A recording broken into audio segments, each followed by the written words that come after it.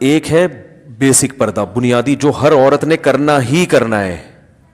وہ کیا ہے کہ پورا جسم چھپا ہوا ہو سوائے چہرے اور ہاتھ کے. یہ تو پوری امت کا اجماع ہے کہ اتنا پردہ تو عورت نے, بولو بھائی, کرنا ہی کرنا ہے. اس میں کسی کا اختلاف نہیں ہے. بال نہیں کھول سکتی, کلائیاں نہیں کھول سکتی, پنڈلیاں نہیں کھول سکتی, پاؤں, چہرہ اور ہاتھ. یہاں تک سمجھ میں آئی بات؟ یعنی یہ تو اس کا تو آپشن ہے ہی نہیں سر کے بال کھولنے کا یا سر سے چادر ہٹ جائے. دوسرا ہے چہرے کا پردہ. تو چہرے کے پردے کے بارے میں علماء کا اختلاف ہے. امام ابو حنیفہ رحمہ اللہ کی رائے یہ کہ چہرے کا پردہ فرض نہیں ہے. امام شافعی اور امام احمد بن حنبل کی رائے یہ کہ چہرے کا پردہ بھی فرض ہے. بالکل ایسے ہی وہ کہتے ہیں اس میں بھی سرے سے کوئی آپشن عورت کے پاس ہے ہی نہیں. وہ چہرہ لازمی ہر قیمت پہ اس نے چھپانا ہے, اس میں گنجائش کا پہلو نہیں ہے. جیسے سر کے بال چھپانے ایسے چہرہ بھی چھپانا. امام حنیفہ کی جو اصل رائے ہے وہ یہی ہے کہ چہرے کا پردہ فرض نہیں ہے اصل کے اعتبار سے. تو چہرے کا پردہ جو فرض ہے وہ جہاں فتنے کا خوف ہوگا تو وہاں فرض ہوگا, جہاں فتنے کا خوف نہیں ہے وہاں فرض نہیں ہے. فتنے کا خوف ہو پھر بھی فرض نہیں ہے, ایسی کسی فقیہ کی رائے نہیں ہے. کیونکہ قرآن مجید کی جو آیت ہے نا, یدنین علیہن من جلابیبہن, جب گھر سے باہر نکلو تو اپنے اوپر چادریں ڈال لیا کرو, تو ظاہر اس میں چہرہ بھی آئے گا. تو وہ فتنے کے خوف ہی کے موقع پر اللہ نے فرمایا. تو جہاں بھی فتنے کی نوعیت چاہے کسی بھی نوعیت کی ہو, تو اس پر علماء کہتے ہیں کہ جوان عورت کے چہرے میں فتنے کا خوف بہرحال موجود ہے. سارے تو مسائل چہرے ہی سے پیدا ہوتے ہیں نا, تو اس لیے فتنے کی وجہ سے چہرے کے چھپانے کا حکم دیا جائے گا. اور فتویٰ اسی پر ہے کہ اگر کوئی جوان عورت چہرہ نہیں چھپاتی تو وہ گنہگار ہوگی. امام حنیفہ کا جو قول ہے نا چہرہ فرض نہیں ہے, وہ اس صورت میں کہ جب فتنے کا خوف نہ ہو. یعنی یہ اس میں ایک نرم پہلو نکلتا ہے کہ بعض دفعہ ضرورت ہوتی ہے چہرہ کھولنے کی, بعض دفعہ خوف ہی نہیں ہوتا بالکل بھی. تو اب متاخرین حنفیہ کا فتویٰ اسی پر ہے, اور اسی پر تقریباً سارے علماء جو فقہ حنفی کو فالو کرنے والے ہیں سب متفق ہو چکے ہیں. اور آج سے نہیں, آج سے 700-800 سال پہلے یہ فتویٰ دیا جا چکا ہے کہ اب عورت کو چہرہ کھولنے کی اجازت نہیں ہے. کیونکہ نبی صلی اللہ علیہ وسلم کے دور میں باندیاں ہوتی تھیں, بیویاں بہت کثرت سے, تو حلال اتنا زیادہ ملتا تھا کہ حرام کی طرف لوگوں کے قدم نہیں جاتے تھے, اور وہ مواقع بھی نہیں تھے برائی کے. اب حلال میں پابندیاں لگ گئی ہیں اور حرام, تو اب لوگوں کی نظر اتنی صاف نہیں ہے. اب کوئی جوان عورت جائے گی تو بہت زیادہ امکان ہے کہ لوگ بری نیت سے اس کو دیکھیں گے. تو اس لیے عورت پر چہرہ چھپانا اس زمانے میں فرض ہے. بات آئی سمجھ میں؟ تو یہ تو ہو گیا. لیکن اس میں چونکہ اختلاف ہے اور ایک پہلو نکلتا ہے, تو جہاں شدید مجبوری ہوگی تو وہاں گنجائش دی جائے گی.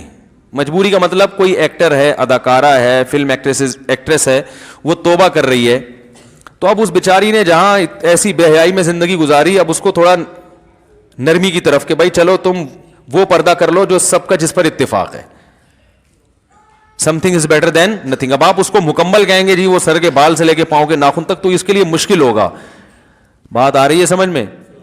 تو ایک علماء صلحاء کے گھرانے کا معاملہ کچھ اور ہے, ایک بالکل لبرل عورت جو بیچاری توبہ کر رہی ہے, تو اس کو تو گنجائش کا پہلو دیا جائے گا نا. بھائی پہلے تو بالکل ہی ڈانس کرتی تھی, ناچتی تھی, گاتی تھی, ایکسپوز کرتی تھی, چلو اب اتنا ہو کہ چہرہ کھول لو, باقی جسم ڈھانپ لو. تو ایسے موقع پر اس کو گنجائش دی جائے گی, گنجائش کے فتوے سے فائدہ اٹھا کے. سمجھ لیں؟ یا کسی عورت کے لیے اور مشکلات پیش آ رہی ہیں معاشرے میں, بہت جینا حرام کر دیا, بعض دفعہ رشتہ دار طلاق تک دے دیتا ہے شوہر پردہ کرنے پر. تو جہاں عورت کو یہ خطرہ ہو کہ میاں طلاق ہی دے دے گا, تو عزیمت تو یہ کہ لے لے طلاق. لیکن وہ خطرہ ہے کہ بھائی طلاق کے بعد میں کہاں جاؤں گی, کسی برائی میں نہ پڑ جاؤں, تو پھر ایسی صورت میں بھی اس عورت کو گنجائش دی جاتی ہے, بھائی مجبوری ہے, تمہارا شوہر نالائق ہے, زبردستی کر رہا ہے, تو چہرہ دیور کے سامنے ایسی مجبوری میں کھولنے کی گنجائش ہوگی. انشاءاللہ گناہ بیوی کو نہیں ہوگا, شوہر کو پھر بھی گناہ ہوگا کہ مجبور کیوں کر رہا ہے اس کو. تو یہ ہے. تیسرا پردہ ہے وہ ہے تقوی. تقوی کا تقاضا یہ ہے کہ عورت سر کے بال سے لے کے پاؤں کے ناخن تک اپنے آپ کو, اچھا یہ جو بوڑھی عورتیں یہ چہرے کے پردے سے مستثنا ہے, ان پر لازم نہیں کیونکہ اس میں فتنہ نہیں ہوتا. تو تقوی کا تقاضا یہ ہے کہ سر کے بال سے لے کے پاؤں کے ناخن تک اپنے آپ کو ڈھانپ لے, جیسے عرب عورتیں کرتی ہیں. دیکھا ہوگا دیندار عرب عورتیں, ہاتھوں میں دستانے ہوتے ہیں. بعض حضرات یہ بھی کہتے ہیں اتنا پردہ اسلام میں نہیں ہے, پورا جن بنا دیا اس کو, ایسا یہ غلط ہے. اسلام نے پردے کو اپریشیٹ کیا ہے, جتنا زیادہ اپنی مرضی سے عورت پردہ کرے گی اتنا زیادہ پسندیدہ ہے. صحابیات میں مخدرات بھی ہوا کرتی تھیں. مخدرات کہتے ہیں وہ عورتیں جن کے جسم کے کپڑے پر بھی کسی کی نظر نہیں پڑتی تھی, اتنا اپنے آپ کو مردوں سے چھپاتی تھی. تو اسلام نے عورت جتنا زیادہ پردہ کرے گی اس کو اپریشیٹ کیا ہے. ہاں بشرطے کہ اس سے ضروری کاموں میں حرج نہ ہو رہا ہو.